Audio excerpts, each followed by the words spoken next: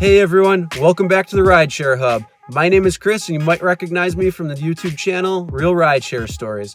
But this is the Rideshare Hub and I'm here today. So if you are new here to the Rideshare Hub is a channel all about being a better rideshare driver and making more money while working more effectively. So if you're new here, hit the subscribe button, ring the bell for notifications. Also give a big thumbs up for the video. But before we get started, if you've been thinking about becoming an Uber or Lyft driver, make sure you click the link in the description below.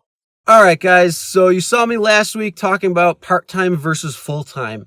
This week, we're going to be talking about what I make in a typical week. So this is usually the days that I go out on a normal week, and then how much I make. So we're going to break it down for you. I drive both for Uber and Lyft. So I'll go on both at the same time, and whatever ride comes in, I'll turn the other app off and then proceed driving with that. If more rides come in on that app or that platform, I take more rides on that. So let's break it down for a typical week and what it actually looks like.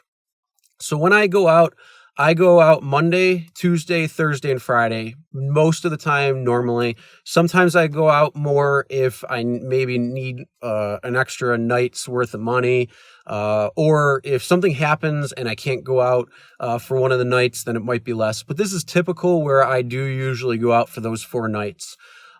Typical time range also is between 8 and 1, 2, 3 in the morning. So usually around 20 or so hours for 4 nights. Not too often, but just enough to have a good extra income coming in, just to make some extra money for a number of different reasons.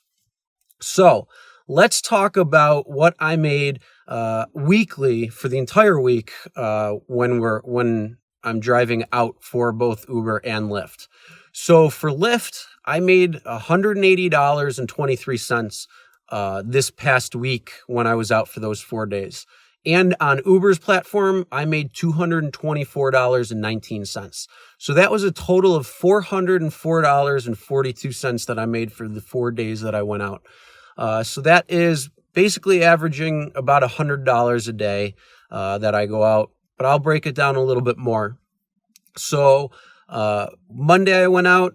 I took 1 ride on Lyft, which was $10.37, and I took 9 rides on Uber's platform, which was $68.17, which gave me, for Monday night, $78.54.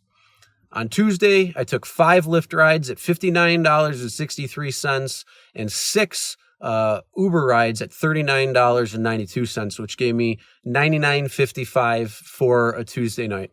Now, for the Thursday night, I took 3 Lyft rides at $51.30 and 6 Uber rides at $55.90 for a total of $107.20. Friday, I took 5 rides and made $56.43 on Lyft. On Uber, I took 5 rides that gave me $57.20 for $113.63. I do have some driver referrals into that, mostly on the Lyft side. There was nothing on the Uber side that did play into part of that. So those numbers are a little bit higher, but the way they break down, it's very difficult to go through and actually tell you exactly what I made when I was out there. But when you have driver referrals in there and it's built into the system and the platform, it's just some extra money when you're out working. And to put perspective into what the driver referral program and how it works, which is pretty cool, I went out normally 4 nights. Last week, I had my vehicle in for service. I could not drive, actually, so I wasn't out at all, but I still made almost $100 through driver referrals, which is really cool because it helped offset the fact that I was unable to go out and make some money. All right, so one of the big things also to keep in mind is the mileage and also the amount of time that I was out. So I told you I was out for the 4 nights. Monday I was out from 9 p.m. to 1 a.m., which was 4 hours. Tuesday I was out from 8:30 to 1:30, which is 5 hours. Thursday, I was out from 9:15 to 1:30, which is 4.25 hours. And then Friday, I was out 8:30 to 1, which is 4.5. So I actually worked 17.75 hour and making $404. So when you divide that out, that ends up equaling $22.78 per hour. Again, there is some driver fees in there, tips and promotions as well, but that's all part of driving. So that's all part of the gross income. And that is what I usually typically make in a week. Most nights, I average anywhere between 22 and 25 per hour. Yes, there are hours when I go out or nights that I go out where I can average 30 plus an hour, or multiple hours. It just depends on how busy it is, what's going on, what promotions are happening, a number of different factors. So that again is all gross pay. You need to take into account also taxes. That's a big thing. You also need to take into account mileage and how much you drive. So, brakes go out after a certain amount. The wear and tear on your tires, the wear and tear just on normal stuff like oil and oil changes, oil filters, air filters, a lot of different things. So when you go out and you drive, you can drive quite a bit. The more you drive, the more miles you put on your car. So if you're driving full time, where it's 40 hours, you're making probably you're adding about 1,000 miles on your vehicle a week, probably right around that range. That's the one thing you need a mileage tracking app for. Definitely going to help you out. But let's talk about the mileage and how much miles I put on my car. So on Monday, I put 109 miles on my car. On Tuesday, I put 112 miles on my car. Thursday, it was 122 miles. And Friday was 104 miles. So between the 4 days, it was about 448 miles.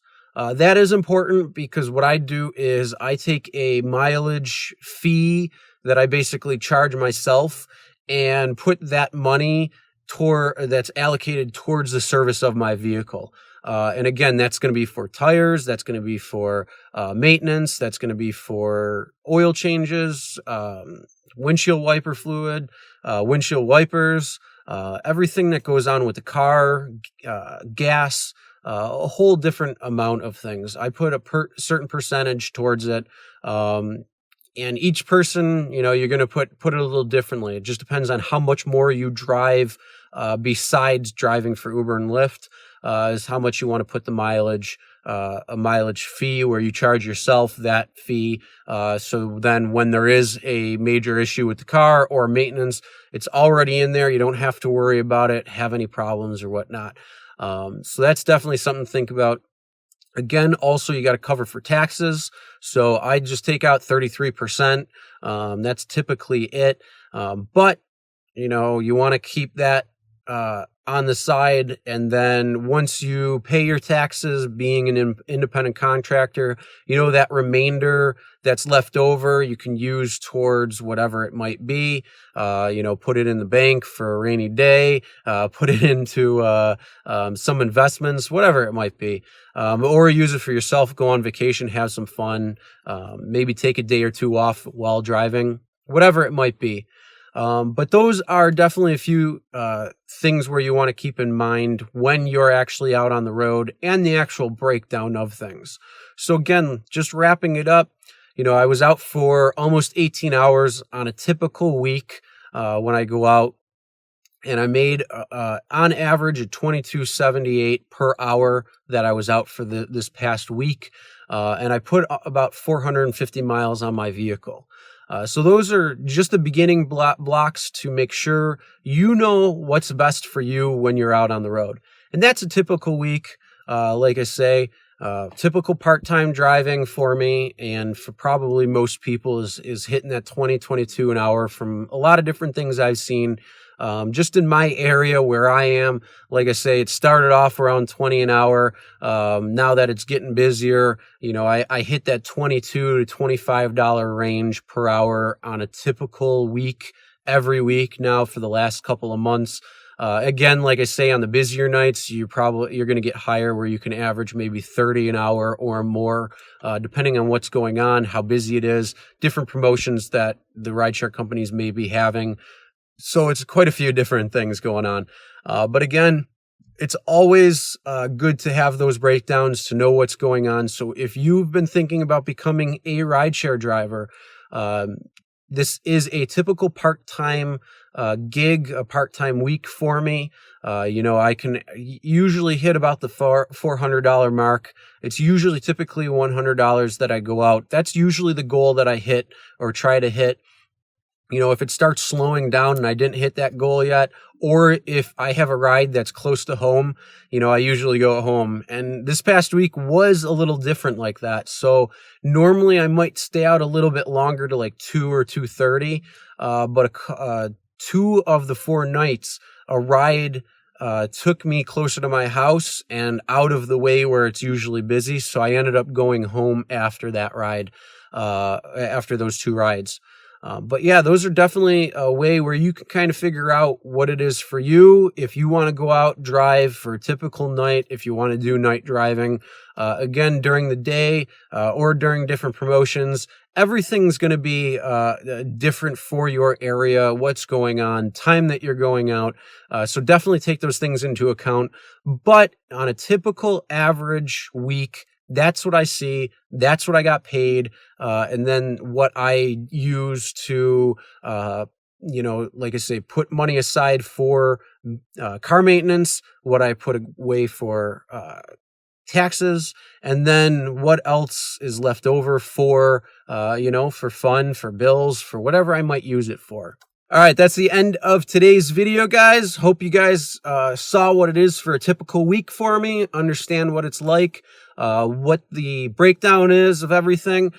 Check back for my next video, which will be coming out sometime next week on the Rideshare Hub, where I'll be discussing a weekend when I go out for a Thursday, Friday, and Saturday night to show you what you can make just working those 3 nights, which are usually the busiest. Also, make sure, again, to check out my channel called Real Rideshare Stories, where we do a lot of different things within the rideshare industry as well, too, where it's some tips and tricks with both drivers and passengers, where we do bad driving compilations outside the vehicle, but mostly what happens inside the vehicle on actual rideshare rides. So make sure you head over there and check that channel out as well, too. With that being said, that's the end of today's video. Again, if you've been thinking about becoming an Uber or Lyft driver, make sure you click the link in the description below, and we'll see you next time.